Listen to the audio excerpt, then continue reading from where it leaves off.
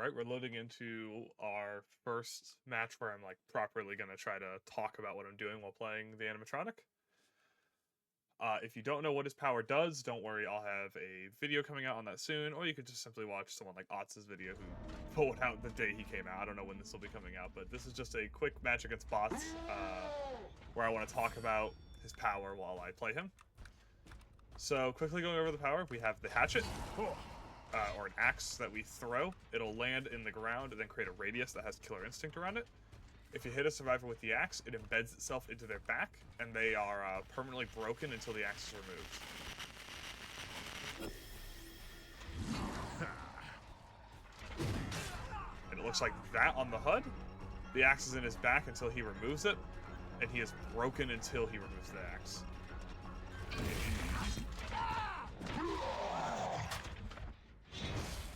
That is Springtrap's special grab animation when someone has an axe in their back. I'm running a pretty simple build here. This is a pallet breaking build. I'm running brutal strength and thwack just to benefit from breaking pallets and walls. And then I'm running forever entwined and agitation just for a little bit of extra speed whenever I'm moving people around. So we'll showcase what the doors do here. You can walk in and you can teleport to any of the other doors. And that looks like this.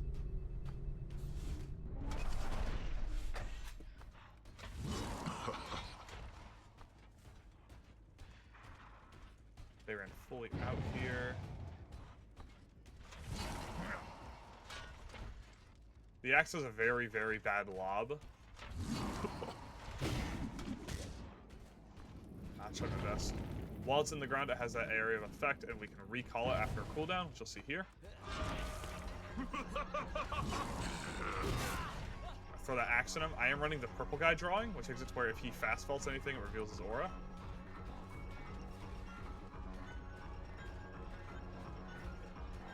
Actually, I'm going to recall the axe here, because I want him to drop this pallet. He's not going to drop this pallet. Let's just make this a free hit, right? Yep. Click down. Now, there is good pacing on the cooldown of the axe. If you down someone, you know, by the time you've walked up to pick them up, your axe is about, you know, halfway off cooldown at most times, and by the time you hook them, you'll be off cooldown entirely. That's been the biggest benefit I've seen. Unfortunately, for perks like Forever Entwined or Nothing But Misery, getting the jump scare grab actually is pretty bad for you. We can do that to check the gen, which is the only reason I threw it up there. Wasn't planning on actually hitting anyone.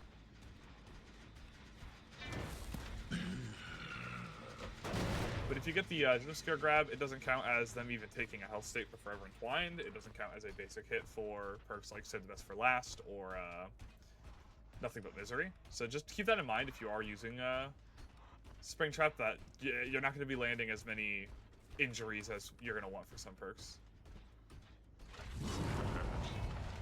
These bots are moving around quite a lot. Where's that one at?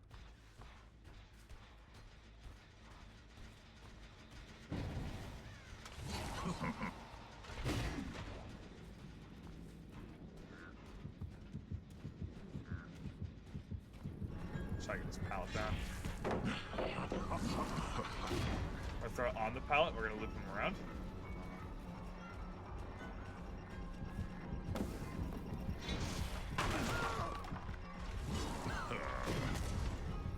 I didn't hit it. That's the idea behind this build, though, is that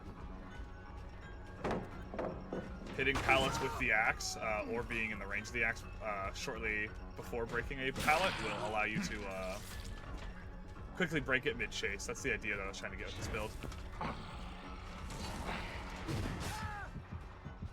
Awesome. Now, as for the grab, I've seen some people thinking the grab was going to be this like really powerful part of his kit. And if you happen to miss it, we'll quickly cut away to the grab right now.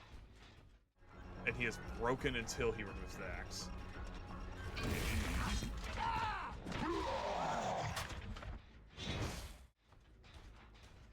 Cool, I'm going to imagine editing Ryan just made that quick. Anyway, That grab has a pretty tight hitbox. You have to be really close on a survivor who has an axe already in their back, so it kind of just rewards chasing the same person.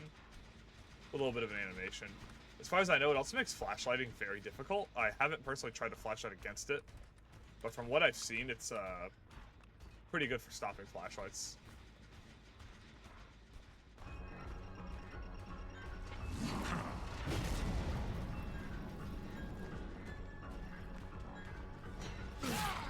The pallet?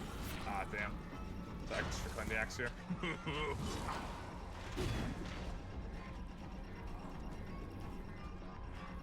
Vault's unsafe for him.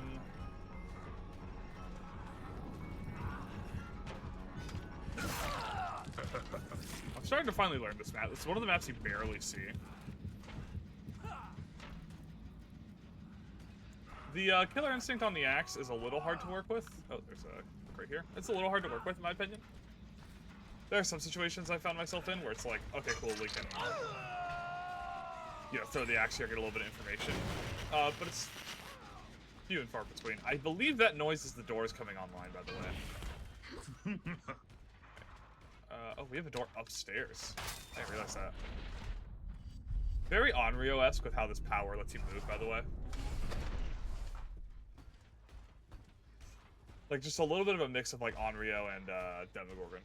I think Demogorgon would be the most accurate comparison, except that they're pre-placed kind of like Onryo. I see some people comparing him to,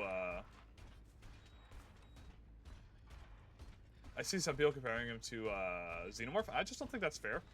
Xenomorph's power is very different with the way the tunnels work. Also, you get a lot more information from tunnels. Should she continue looking here? She did.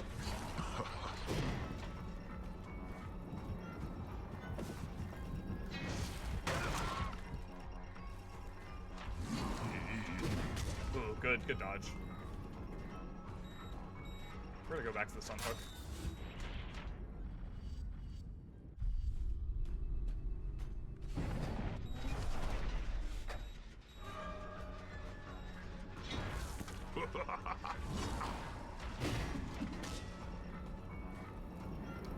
The axe's lob, what it seems like is that its gravity just keeps increasing as it flies.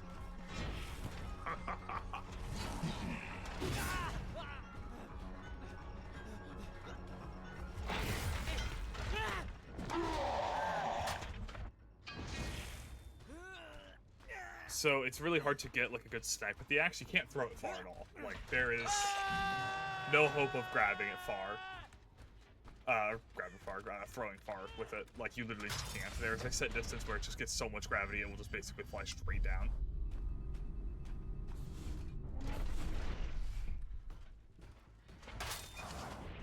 I will say, unlike Onryo and Xenomorph, there is a lot more punishment for bad teleports with him.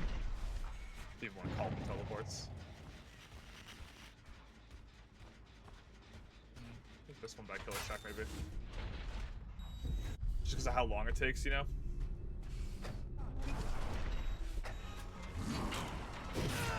Oh, that was a very forgiving hitbox. Forever Entwined value. That didn't feel that much faster. Maybe I'm crazy. That did not feel fast at all. That did. I believe the beeping is low battery, right? Yeah.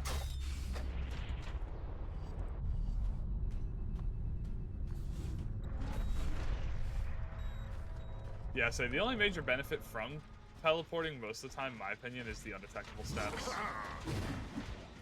Oh, that was close. If that was the actual person, he probably would have ran for the pallet and I would have got him. It's always better to get the M2 first because you get so much more distance on it. Very similar to Huntress in that regard. Where M2ing is just so much more viable. M2ing first, I should say.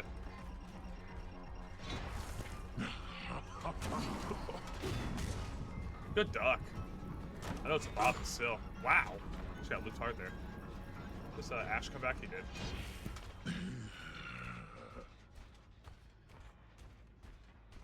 Bots are so hard to loop. Like if they're not near like a really strong loop, it's just easy, you know, easy pickings.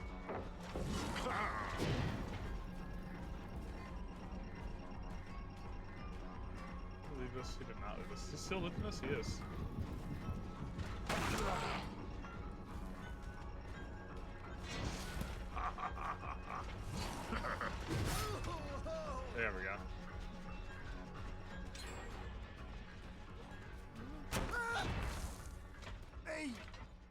Okay, and any grab on a survivor with the axe obviously returns it immediately.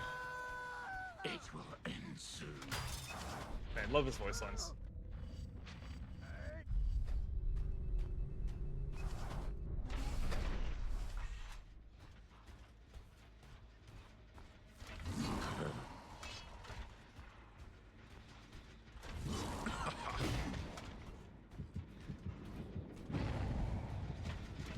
That's a bot. Why am I trying to mind game? A bot will always beat me.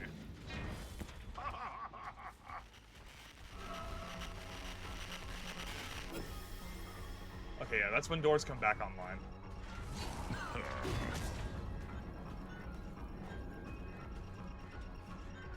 I'll go do something cool here. If I hit this and get my boost. Yeah, faster kick still.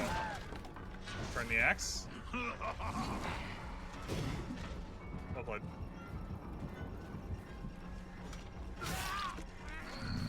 You know, honestly, I think if that were a real survivor, he would have gone for that pallet, and I think that would have been a bad call for him. I think that was also a bad call for him, but you know, point in case. Yeah, sometimes bots do things, and I'm like, you know what? That actually isn't that bad of an idea. I might do that. Like, in that case, running away from that pallet the other way, way safer of an area to run to. But when a bot, I'd say it was smart. Actually, it is a bot, and I'm still saying it's smart, so.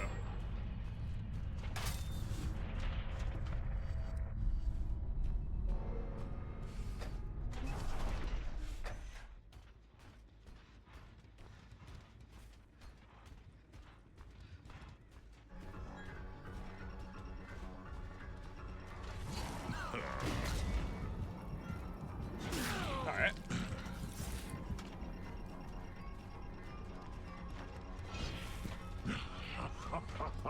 I think running out of this loop would be smarter.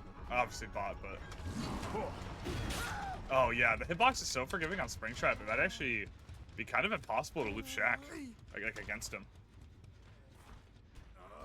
I'm noticing, like, it's pretty forgiving in a way where, like, I think if you crouch, it might still hit. Maybe if you crouch close enough to the window, it might not, but... Saw that crow.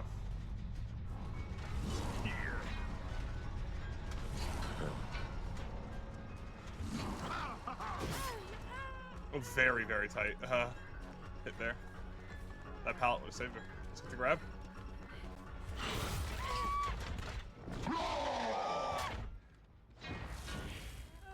They missed a really good chance to put the FNAF 3 screen there.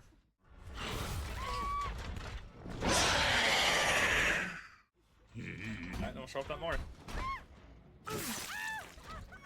No one will save you.